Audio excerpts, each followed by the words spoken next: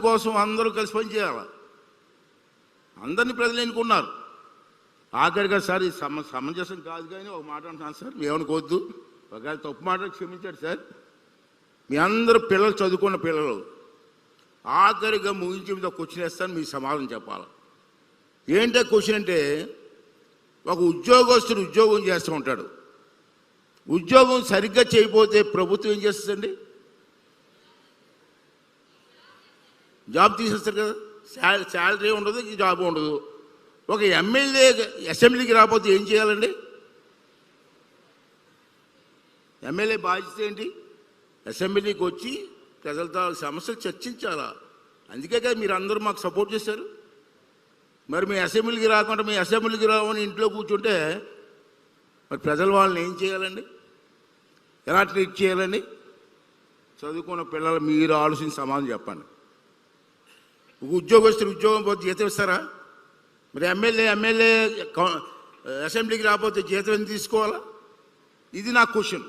ఇంక పెద్దలు నిర్ణయించాలి. ఓకే అండి, థ్యాంక్ యూ అండి. చాలా ఆనందంగా ఉంది ఈవేళ మీ అందరినీ చూస్తే. అంత ఆనందంగా ఉందంటే రేపు రాబోయే రోజుల్లో ఈ దేశానికి పనికొచ్చే నాయకులు కావాలి. మీరు మన లోకేష్ గారు చెప్పారు, ఇంజనీర్లు డాక్టర్లు అవుదాం, కానీ కొంతమంది రాజకీయ నాయకులు కూడా మంచి మనసుతో ఉన్నవాళ్ళు రావాలి. వచ్చి దేశాన్ని, రాష్ట్రాన్ని, మీ గ్రామాన్ని, మీరు పుట్టిన గ్రామాన్ని కాపాడుకోవాల్సిన బాధ్యత మీ అందరికీ ఉందని చెప్పి మరొకసారి మీ అందరికీ మనం చేస్తూ, ముఖ్యంగా మీ తల్లిదండ్రులు గౌరవించండి, తల్లిదండ్రులు పూజించండి, వారు చెప్పిన బాటలో నడవండి, ఈ దేశానికి మంచి పౌరులుగా ఎదగండి. ఈ దేశ బాగు కోసం మీరందరూ కూడా కడ వరకు పనిచేయాలని చెప్పి మరొకసారి మీ అందరినీ కోరుకుంటూ, మీ అందరికీ మరొకసారి శుభాకాంక్షలు తెలియజేస్తూ సెలవు తీసుకుంటున్నానండి. థ్యాంక్ యూ అండి. Thank you very much. బాగా ఇక్కడ శాసనసభ స్పీకర్ ప్రో టర్మ్ కానీ శాసనసభ స్పీకర్ కూడా చాలా ఎఫెక్టివ్గా పనిచేశారు. మిమ్మల్ని చూస్తే చాలా ముచ్చటేస్తూ ఉంది.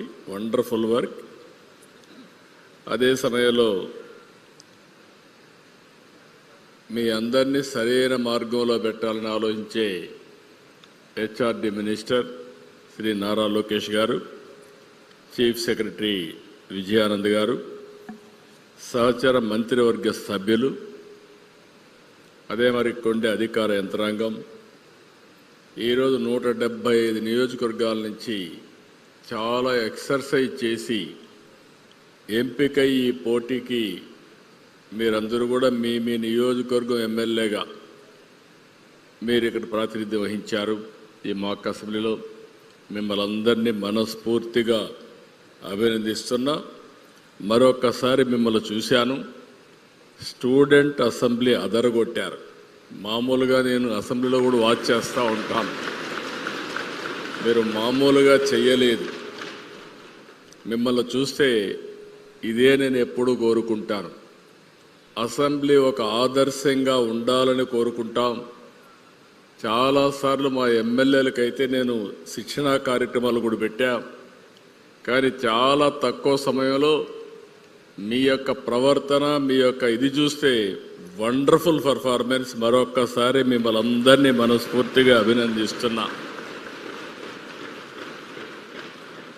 ఈ సంవత్సరం మనందరం కూడా ఇటీవల కాలంలో మన ప్రధానమంత్రి గారు